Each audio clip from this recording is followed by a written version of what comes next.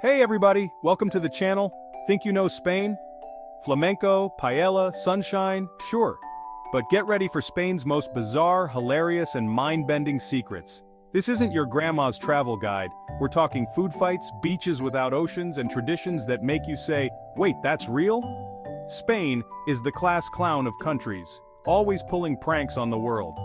If you love discovering the weirdest corners of the globe, hit subscribe and ring the bell. You won't want to miss what's coming. Ready? Let's dive into the real, wonderfully strange Spain. First up, a town that takes its produce very, very seriously. Let's kick things off with one of the world's wildest and most colorful festivals, La Tomatina in Buñol, Spain. Every year, this small town transforms into the ultimate playground as thousands of people from all over the globe gather for a single, deliciously messy purpose. The goal? To hurl, toss, and splatter over 100 tons of ripe tomatoes at each other, turning the streets into a sea of red pulp and laughter. That's really it. The entire event is a massive, hour-long food fight where everyone becomes both a target and a tomato-throwing champion. Trucks roll in, dumping mountains of tomatoes onto the streets. Then, with the blast of a cannon, the madness officially begins and chaos erupts in every direction. There's no deep meaning here, no ancient ritual to honor the tomato gods. Just pure, unfiltered, tomato-throwing mayhem and joy. As for the origin, no one really knows for sure. Some say it started as a street brawl, others claim it was a protest gone wild, and a few even joke that maybe someone just really hated gazpacho. Whatever the reason, the tradition stuck. The rules are simple. Wear goggles to protect your eyes, squish your tomatoes before you throw them to avoid injuries, and absolutely, under no circumstances, bring cucumbers to the fight. After an hour of non-stop tomato warfare, another cannon signals the end. Fire trucks roll in to hose down the streets, and believe it or not, the tomato acid actually helps clean the town. For the other 364 days of the year, Buñol is a peaceful, sleepy town where nothing much happens. But for one glorious day, it becomes the epicenter of fruit-based warfare, drawing crowds and cameras from around the world. It's messy, it's ridiculous, and it makes absolutely no sense, which is exactly why it's a masterpiece of human celebration. So, if you ever find yourself in Spain in August and feel the urge to throw your lunch at complete strangers, Buñol is the place to be. Just remember, leave the baguettes at home and bring your sense of humor. From food fights to running for your life, let's head to Pamplona, where the stakes are a little higher and the adrenaline is off the charts. This next one is a real treat for your life insurance provider. Transition to next scene. Next up, we have one of the world's most adrenaline-fueled traditions, the running of the bulls in Pamplona, also known as the annual festival of questionable life choices, where common sense takes a back seat to excitement and bravado. Every July, hundreds, sometimes thousands of thrill-seekers dash down the city's narrow, twisting streets, chased by massive, angry bulls. What could possibly go wrong, right? This wild spectacle is part of the legendary San Fermin festival, and it happens every single morning for an entire week, just as the sun rises over Pamplona. The dress code? Crisp white clothes, a bright red sash, and a matching neckerchief, perfect for looking festive, and let's be honest, for being easily spotted if you end up on the ground. The run itself is less than a kilometer, but with a bull named El Destructor thundering behind you, every second stretches into an eternity. The official goal is to guide the bulls safely to the ring, but let's be real. Most people are just running, dodging, and screaming for their lives. Injuries are almost guaranteed every year, scrapes, bruises, and sometimes much worse. It's all part of the package deal when you sign up for this madness, so why do people do it? Maybe it's bravado, maybe it's tradition, or maybe it's just the lingering effects of too much sangria the night before. For some, it's a bucket list thrill. For others, it's a rite of passage. Bulls can hit speeds of up to 35 miles per hour.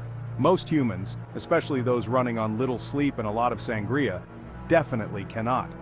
The tradition actually started as a practical way to move bulls from the outskirts to the bull ring, but over time, people started joining in, because well, why not add a little chaos to the mix? If you're looking for a story that'll make your family worry and your friends jealous, Pamplona in July is definitely the place to be.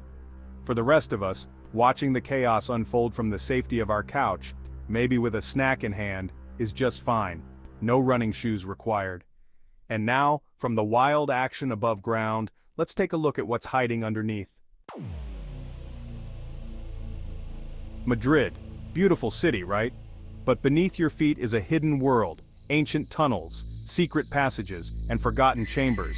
Not the metro, these tunnels date back to when Madrid was a Moorish citadel. Used for escaping sieges, smuggling, and secret royal getaways, it's a medieval VIP highway. During the Spanish Civil War, they became bunkers and escape routes. Today, most tunnels are sealed, but some old bars and restaurants have basements that connect to this network. Sip wine in a tapas bar, and you might be sitting where spies once hid. Madrid is like Swiss cheese, full of holes, stories, and secrets. There are even phantom metro stations and underground rivers. The city's real personality is buried deep, a reminder that what you see is just the surface. Madrid's hidden side is creepy cool and very, very Madrid. Now let's go from underground secrets to a project that's taking forever. The Sagrada Familia in Barcelona, one of the world's most famous and unfinished landmarks. Construction started in 1882. Gaudi took over knowing he'd never see it finished. When asked about the slow pace, he said, "My client is not in a hurry." His client? God. Gaudi worked for 40 years, but after his death only a quarter was done. The Civil War destroyed his plans, so architects have been piecing it together ever since. The result, a building that's part 19th century masterpiece, part 21 century puzzle. Old, weathered sections meet bright new stone. It's a living, evolving monument. You buy a ticket to see it, and your money helps fund the construction. They keep setting completion dates. 2026, 2030, who knows? Maybe your grandkids will see it finished. It's a running joke. What'll be done first, the Sagrada Familia or your student loans? But that's the magic. It's alive, changing, and a symbol of patience and genius. Next time you see it, remember it's a 140-year-old promise still being built. Now from a long project to a long nap. Let's talk about the siesta, Spain's most famous and misunderstood tradition. The stereotype, the whole country shuts down for a nap. The reality, it started in rural Spain to avoid the brutal midday sun. Big lunch, rest, then back to work in the cooler evening. Not laziness, just smart. In big cities, the classic siesta is fading. Most people can't go home for a nap, but the long midday break lives on. Many work split shifts, morning, long lunch, then back to work until late. For most, it's not a nap, just a really long lunch break. That's why dinner in Spain starts at 9 or 10 p.m. For tourists, it's confusing. Shops close in the afternoon, streets go quiet, but it's a culture that values a proper meal over a sad desk salad. The siesta isn't about napping anymore, but its spirit shapes the whole day. So if the streets are empty, don't worry. They'll be back after lunch. Now, from a national nap to a beach that's lost its ocean. What's a beach with sand and waves but no sea? Meet Playa de Gulpiyuri, a hidden beach in northern Spain over 100 meters from the coast.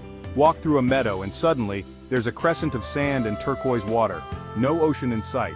It's a flooded sinkhole, connected to the sea by underground tunnels. The water rises and falls with the tides, and you get gentle waves, but the ocean is out of view. It's tiny, about 40 meters long, but stunning, with crystal clear cold water and lush green surroundings. Finding it is an adventure. No signs, just a path through a farmer's field. It's a reward for the curious, a true hidden gem. While tourists crowd the big beaches, a few in the know relax at this inland marvel. Try explaining it to your friends. We went to the beach, but the ocean didn't show up. Playa de Gulpiyuri is a natural wonder, a geographical prank, and one of Spain's most unique spots. Now for our final secret, something delicious. Let's talk about churros, the sacred, secretive treat of Spain. These golden sticks of fried dough are more than just a snack. They're a cultural icon, woven into the fabric of Spanish life. Every churreria claims their recipe is the best, but the real secret is fiercely guarded. Behind every counter there's a sense of mystery, as if the recipe is a national treasure. Ask for the recipe, and you'll get a smile and a vague answer, plus a look that says, "You'll never know." It's a tradition to keep the secret safe, passed down through generations. Is it the oil temperature, the way the dough is mixed? Or maybe it's something intangible, like a pinch of luck or a dash of love. The flour? A secret spell? Theories abound. Some say it's the water, others whisper about a family heirloom recipe scribbled in the margins of an old cookbook. Dip your churro in thick, rich chocolate a la taza, so dense you can stand a churro in it. The chocolate is almost a meal in itself, a molten river of indulgence. The best places are old, unassuming cafes with bubbling vats and churro machines that look like steampunk art. These cafes are time capsules where tradition lives on in every batch. The churrero is a master piping dough into oil with speed and precision. Each movement is practiced almost like a dance honed over years of early mornings and late nights. Churros are breakfast, a late-night snack, an afternoon treat. There's never a bad time. Whether it's sunrise or midnight, churros are always welcome. They're the answer to everything: breakfast, celebration, or just because. Birthdays, holidays, or a simple Sunday morning, churros fit every occasion. The recipe is a mystery, but the joy is universal. One bite, and you're part of the secret, sharing in a happiness that needs no explanation. Families, friends, and couples crowd into cafes, dunking and munching together. The sound of laughter and the smell of fried dough fill the air, creating memories with every bite. Simple, cheap, and perfect. A reminder that magic doesn't need fancy ingredients. Sometimes the simplest things bring the most joy.